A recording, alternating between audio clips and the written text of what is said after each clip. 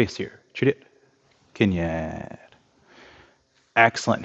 September's word of the month is empathy. So this whole month, we're going to be talking about empathy with the students. I want to give you a very high level understanding what empathy means. It means that I understand how you feel.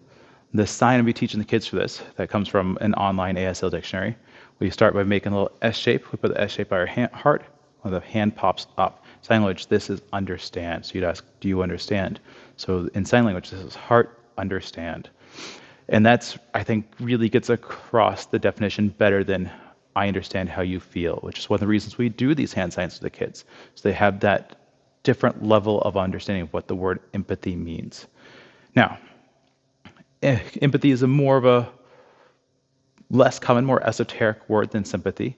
When we think empathy, what exactly does that mean? And so what we're talking to the kids is we might not necessarily have been in that same exact situation as the other person, but we know how they feel because we've been in a similar situation. We might not know how they're feeling right at that exact moment while they're the first new kid in class or the new kid in class that day, but we've been the new kid before, so we have a pretty good idea. And even if we've not been the new kid at karate, maybe it is our first day at karate, we've been the new kid somewhere else before. Or maybe somebody's frustrated, right? They get hit, they get hurt during class or during another activity out at school or at sports or wherever. Maybe we haven't been hit here, but we've been hit before, right? We've been falling our butt or whatever it might be. Maybe we haven't gotten a failing grade in math or a really bad grade in math, but we've maybe made a mistake somewhere else. We know how that feels to be sad or mad or angry or frustrated. So how do we communicate to the person that we know how they feel? And how do we react? How do we adapt? And that first level especially is the communicating. Many of our students that come here are on the spectrum, right? I don't know what the stats are off the top of my head at the moment, but quite a few students nowadays, just in the 7 to 12-year-old bracket, are on the ADHD autism spectrum. So what that comes with is a need to make explicit certain things studied that are implicit.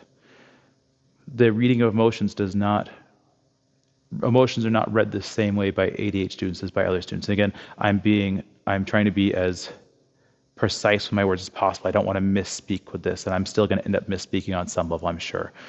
But by talking about empathy, by reminding the students that another kid in class has the same rich inner life that they have the same highs and lows, happy, sad, angry, hungry, tired, whatever emotions it might be, that connecting them, reminding them that everybody else they meet, everybody else they walk into, everybody else they see or talk to or live with or whatever, has the same depth and breadth as emotions as we do. They get just angry, they get just happy, they get just as bored or tired, or I know tired's not emotion, but still, they get the same range and vividness as we do, maybe even more, right? So by talking, how do we see signs? What are the physical signs of anger? What are the physical signs of frustration? What are the physical signs of boredom? Now these students can connect what they see and what they hear, not through the words themselves, but through the voice, to what they know, what they felt before. Plus, I'm not a huge fan of I statements, but when it comes to emotions, I statements are the most important way. When your kid is 2 or 3 or 4 and you ask them, where does it hurt? They point to the hand, their knee, or wherever, and then you make it better. If you ask, where are you angry?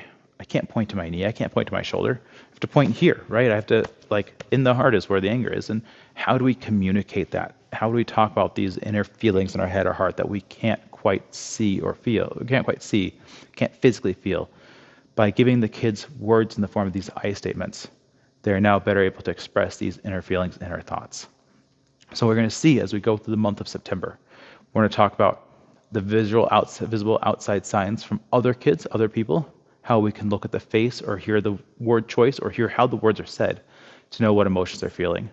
And then how do we express them? How do we say, I feel upset, or it seems like you're upset? How do we communicate these things to the people so that now we can talk and now we can adjust?